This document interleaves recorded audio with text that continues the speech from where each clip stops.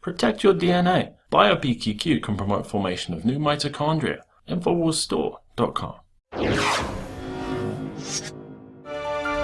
Well, in the last few years, somewhere along the line, the definition of racism was changed. And now a lot of social justice warriors out there and anti-white people use this argument that it can't be racist if it's against a white person.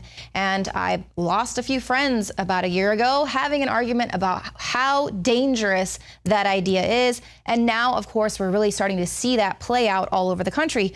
Well, now there's a YouTube video of a student debate highlighting some of this shocking anti-white racism at Harvard University. This video shows two black student activists from the University of West Georgia.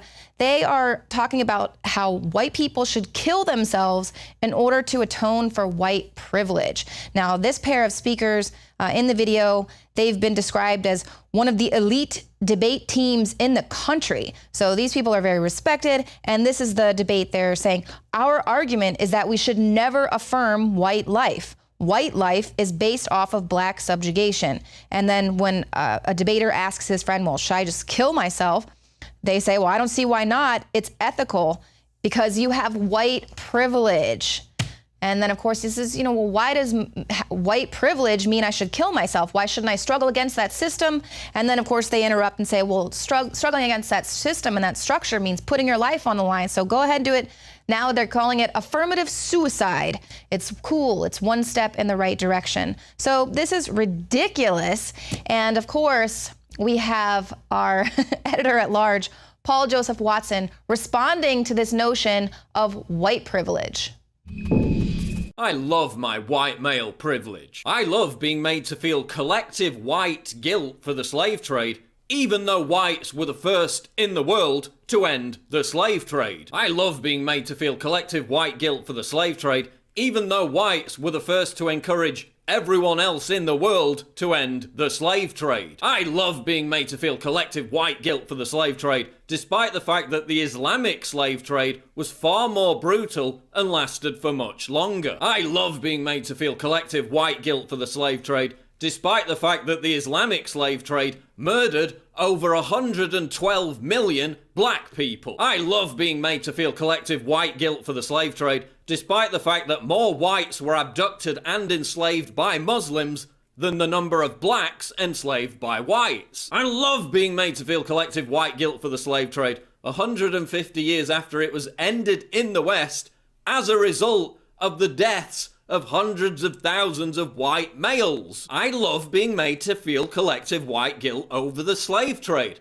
despite the fact that only 1.4% of whites owned slaves compared to 28% of free blacks who owned slaves. I love being made to feel collective white guilt for colonialism, as if white people were the only race to invade and conquer other countries. I love being told I'm a racist when I criticize the violent aspects of Islam, because not all Muslims are violent, and to collectively blame all Muslims is bigoted, while being collectively blamed whenever a lunatic goes on a shooting spree because I happen to share the same skin color as him. I just love being told I'm a racist for condemning Muslim rape gangs, because not all Muslims are rapists, and to collectively blame all Muslims is bigoted, while being lectured all day not to rape women and being collectively treated as a would-be rapist because of made-up statistics about a college rape culture that doesn't exist. I love how my white male privilege allows me to be judged collectively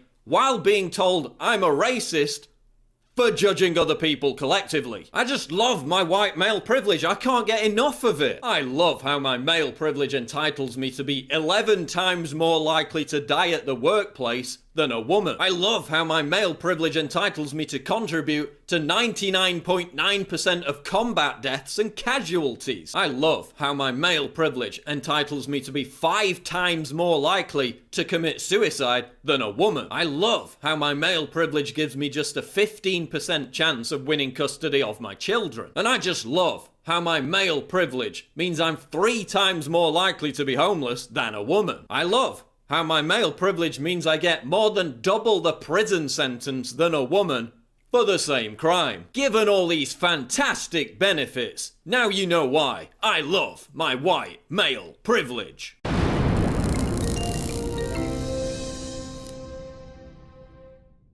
Brain Force is here. Ladies and gentlemen, I've been on this the last few months. You probably noticed I've been more crazed, more focused, less brain fog, more energy, more special reports, and it's because of Brain Force.